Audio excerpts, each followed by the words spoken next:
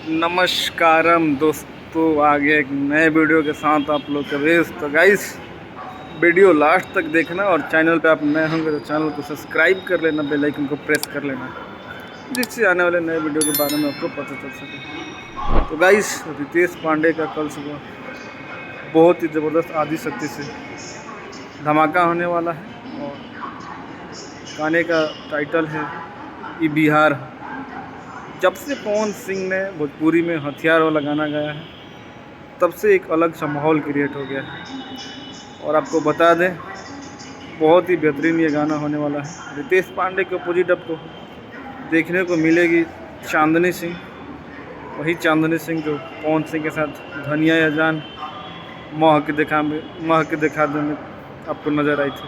शिवानी सिंह के साथ ये डुएट गाना है और बहुत ही ज़बरदस्त ये गाना होने वाला है। रंगदारी टाइप का सॉन्ग है। और आपको बता दें कि रितेश पांडे का एक मूवी की शूटिंग के दौरान पैर में चोट आ गई थी, मतलब पैर फ्रैक्चर हो गया था। तो अभी उसी का इलाज भी वो करवा रहे थे और उसका सर्जरी हो गया, वो ठीक हो गए हैं। और ठीक होने के बाद उनका बैक टू बैक गाना आ रहा है। तो आप लोग रितेश पांडे को ढेर सारा प्यार दीजिए और सपोर्ट करिए। Love you. मिलते हैं अगले वीडियो में, तब तक अपने भाई को दीजिए इजाज़त। नमस्कार।